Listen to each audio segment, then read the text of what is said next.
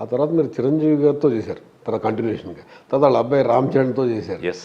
వాళ్ళిద్దరూ ఎలా అనిపించింది మీకు? అయ్యో, అన్నయ్యలో కూడా అంతే. నాకు ఎలా ఉండిందంటే, ఇప్పుడు రామారావు గారితో మొదలెట్టిన తర్వాత బాలయ్య బాబు కూడా ఎంత స్పోర్టివ్ అంటే, మేము సింహసింహం చేస్తున్నప్పుడు నేను ఎన్టీఆర్, నువ్వు ఎస్వీఆర్, కమాన్ అనేవాడు ఆయన.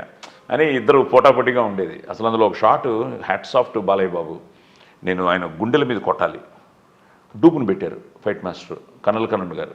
ఎక్కడ మేము అరకు దగ్గర ఎక్కడో చేస్తున్నాం, వైజాగ్ చేస్తూ ఉంటే బాలయ్య బాబు ఇలా క్యాషువల్గా మాట్లాడుతూ అలా షాట్ చూశారు.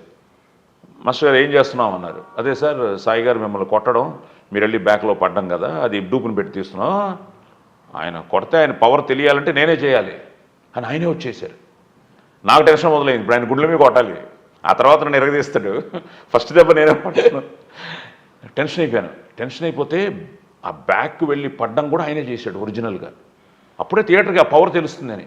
ఇది నేను రామారావు గారిలో చూశాను. రామారావు గారు మేజర్ చంద్రకాంత్ చేస్తూ ఉంటే అమరీష్ పూరి గారితో అంతా ఒరిజినల్, అలాగే శ్రీహరితో.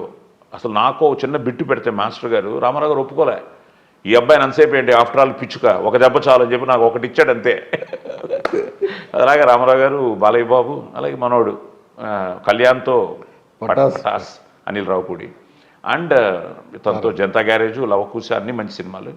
సో ఐఎమ్ సో లక్కీ వీళ్ళందరితో చేయడం. అలాగే అన్నయ్యతో నా ఎంట్రీ, దేవుడు చేసిన పెళ్ళి అయిపోయింది, ఆ తర్వాత జేబు దొంగ, మనిషి రోడ్డున పడ్డాడు, పెద్దన్నయ్య, కాలాంతకులు, అండ్ ఫైనల్గా స్నేహం బాపు గారిది. Extraordinary film. నాకు 6 పాటలు అందులో, బాలు గారు పాడారు అన్ని పాటలు, కే మాధవన్ గారు మ్యూజిక్, మాధవి గారు అందులో వన్ ఆఫ్ ది మెయిన్